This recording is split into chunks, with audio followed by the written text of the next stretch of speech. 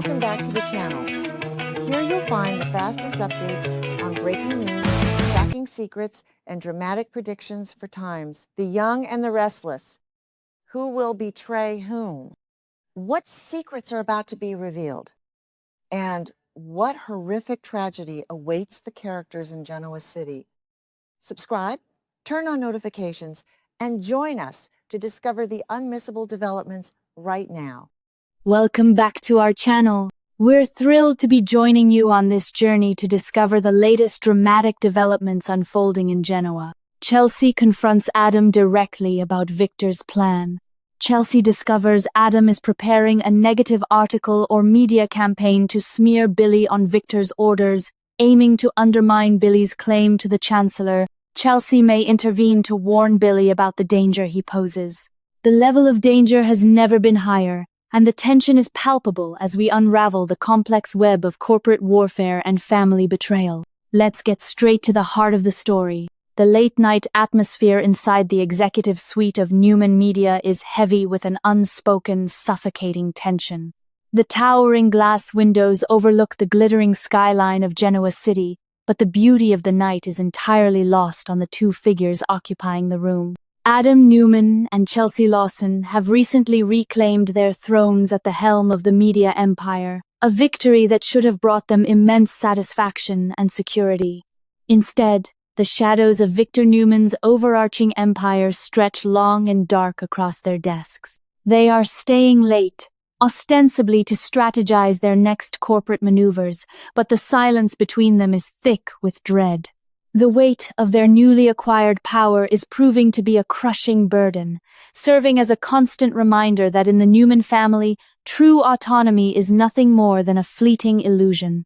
Adam's attention is intensely focused on the glowing monitor before him, his fingers flying across the keyboard as he drafts a narrative so toxic it threatens to permanently derail a man's life. His specific task, mandated directly by the ruthless patriarch of the Newman family, is to execute a devastating smear campaign against Billy Abbott. Victor's directive is absolute and unyielding.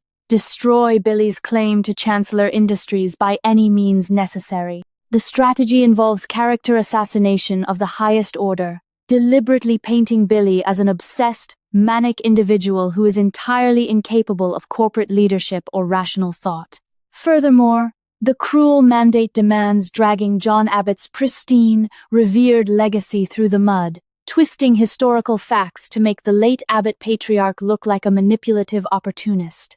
Adam is compiling vicious, calculated words, fully aware that the psychological warfare Victor is demanding will cause irreparable damage to the Abbott family's standing and Billy's fragile sanity. Chelsea approaches Adam's desk silently, her eyes scanning the venomous words materializing on the monitor.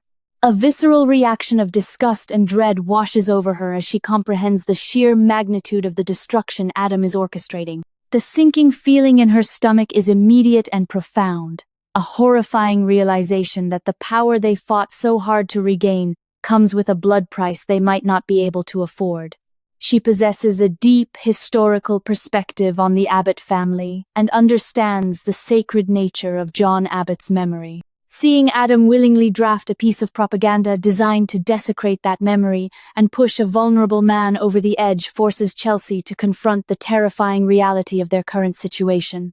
The victory of securing Newman Media suddenly feels like a poisoned chalice. The confrontation initiates with a heavy, suffocating silence before Chelsea directly challenges Adam's actions through her intense body language and sharp, uncompromising accusations. She vehemently questions his willingness to serve as Victor's personal executioner, her expressive eyes conveying a profound sense of betrayal and moral outrage. She dissects the cruelty of the assignment, pointing out that this impending publication is not a legitimate business strategy but a vindictive personal vendetta.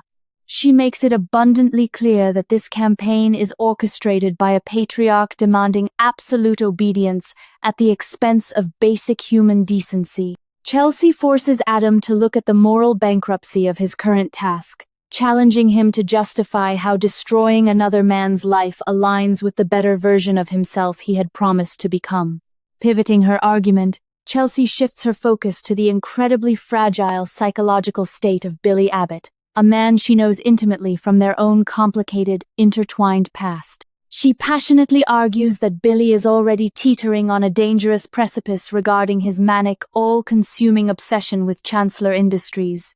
She details how launching a public, devastating attack on his sanity, coupled with the unforgivable act of dragging his beloved father's legacy through the mud, could easily trigger a catastrophic mental breakdown.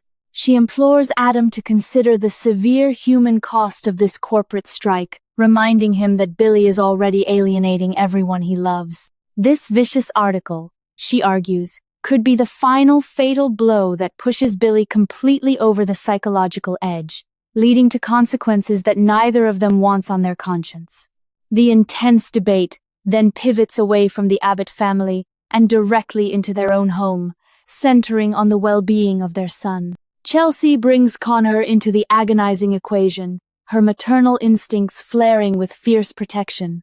She reminds Adam of the harrowing, exhausting journey they have endured to stabilize their son's mental health and provide him with a sense of security. She argues that willingly engaging in Victor's dirty, unethical wars invites toxic karma and instability back into their lives. By becoming instruments of Victor's malice, she insists they are directly threatening the peaceful, drama-free environment they had fiercely sworn to protect for their child. Chelsea paints a vivid picture of the collateral damage their family will suffer if they allow themselves to be consumed by the Newman cycle of vengeance. Adam's defensive posture hardens significantly in response to Chelsea's relentless moral inventory. He feels acutely cornered by the woman he loves, experiencing the familiar, suffocating pressure of his Newman lineage closing in around him. He deeply resents being painted as the malicious villain in this scenario when he perceives himself as merely surviving in a ruthless corporate shark tank. His internal conflict rages violently between his profound love and respect for Chelsea and his ingrained, paralyzing fear of his father's boundless wrath. Adam physically tenses, his expression reflecting the agonizing burden of a man who believes he has absolutely no good choices left, trapped in a labyrinth of familial obligation and corporate extortion. Painstakingly, Adam explains the brutal, unforgiving reality of their situation to Chelsea.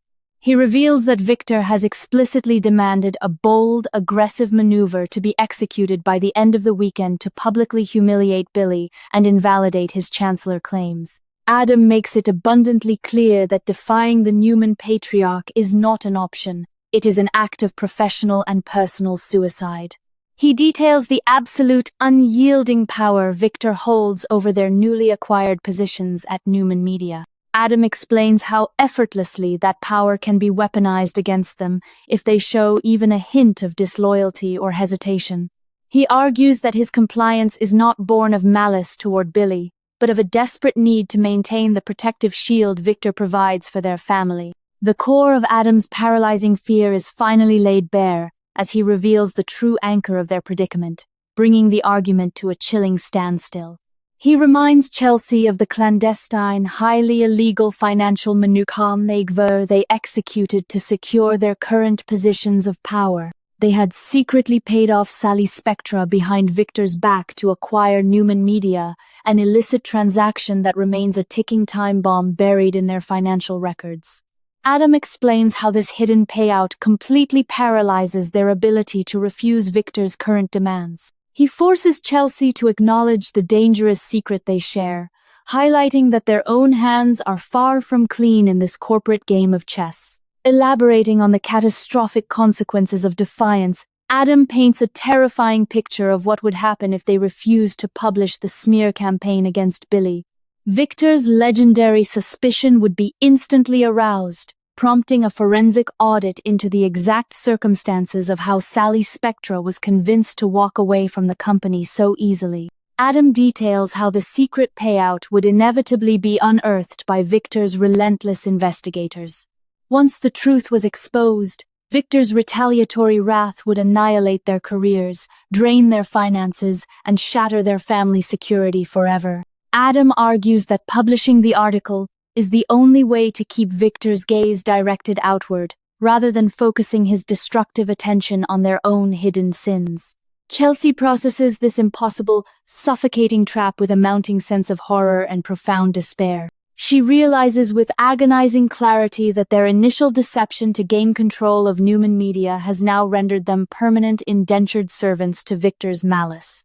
The moral compromise settles upon her like a heavy, physical weight, reminding her of the darkest days of her own past as a con artist. She finds herself trapped in a waking nightmare, violently torn between protecting her family's dangerous financial secret and participating in the unjust public destruction of Billy and the revered Abbott legacy.